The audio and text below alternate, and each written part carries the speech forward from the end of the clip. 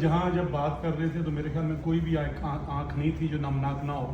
ہر کسی کے بچے ہیں ساری فیملی. جب آپ کیس پلی کر رہے ہوتے ہیں یا نیچے بھی آپ نے پلی کیا تو جو آپ کے مخالف وکلاء کھڑے ہوتے ہیں ان کی کیا پوزیشن ہوتی ہے؟ ان سے بھی آپ نے کبھی اپیل کی ہے؟ اور اس آج پلیٹ فارم جس پہ بیٹھے ہیں کیا اپیل کریں گے؟ کیا کہیں گے کہ یہ صرف آپ کا کیس ہے یا دوسرے بچوں کے لیے؟ یہ نصر صاحب بہت شکریہ. یہ جب انیشلی یہ وقوع ہوا تھا تو اسلام آباد بار میں اور پنڈی بار میں باقاعدہ یہ فیس بک پہ پوسٹیں میں نے پڑھی تھی. بعد میں انہوں نے اس کو بہت زبردست اس کی مذمت کی تھی اور یہ ان سب نے اقرار کیا تھا کہ کوئی بھی ان ملزمان کا کیس اس بچے کا نہیں لے گا.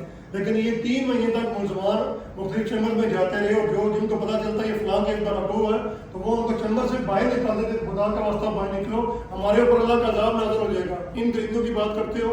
لیکن 4 مہینے بعد ان کو وکیل ایک ملا, پھر دوسرا تیسرا, اور ایک اسلام آباد کے بڑے وکیل رضوان عباسی صاحب ہیں, وہ ایک اکیوز کے تھے. تو وہ جب وزیرہ کرنے آئے تو سب سے پہلے انہوں نے میرے ساتھ افسوس کیا. انہوں نے کہا جی مجھے پتہ ہے کہ آپ کے ساتھ بہت بڑا ظلم ہوا ہے, میں بھی اسی علاقے سے بلانگ کرتا ہوں, لیکن میری مجبوری, میرا پروفیشن ہے, میں نے فیس لی ہے تو میں 1-2 سوال کروں گا, آپ نے مائنڈ نہیں کرنا اور اسے اپنے جواب دینا جج صاحب کے سامنے. تو البتہ میں ان پہ بہت غصہ تھا, لیکن جب انہوں نے یہ تعزیت کی, افسوس کیا, تو میں نے جو انہوں نے کلاس کوشچننگ کی وہ میں نے کر لی. تو میں آج بھی ان سے اپیل کرتا ہوں کہ ہر وکیل کے گھر بھی بچے ہیں, کیا وہ اپنے بچوں کے گارڈ رکھیں گے؟ میری تو فریاد ہے 24 گھنٹے. میرے بچوں کی آپ نے حالت دیکھ لی نا, اب میری مسز کی جو حالت ہوگی وہ بھی آپ دیکھ لیں.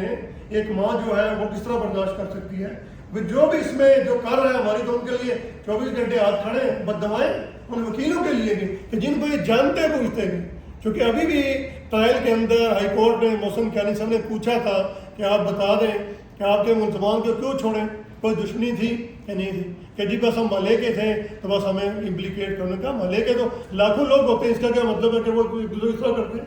تو میری گزارش ان سے بھی ہے کہ دیکھیں یہ سوسائٹی کے اگینسٹ کرائم ہے. یہ میرا بچہ تو واپس نہیں آ سکتا, میں اپنا گھر بار بیچ کے میں ڈیفینڈ کر رہا ہوں اور میں لڑوں گا انشاءاللہ. میں چھوڑ نہیں سکتا, میں مر سکتا ہوں. میں اپنے بچوں کو بھی وصیت کی ہے کہ یہ تاریخ قائم کرنی ہے. نور مقدم کا اگر آپ کیس کا دیکھیں, وہ بھی سرکمسٹینشل ایویڈنس تھا. زینب ایک بچی تھی, اس کے ساتھ جو ظلم ہوا تھا, ایک ملزم تھا, اس کو سزائیں. یہاں دیکھیں 4 ملزم ہیں اور ایک بچہ معصوم جان ہے. آپ تصور کریں کہ اس کی جان کس طرح لی ہے, اور پھر ان کے اوپر آپ ترس کر رہے ہیں. اور ان وکلاء کو جب وہ فائل پڑھتے ہیں کہ ان کو پتہ نہیں چلتا.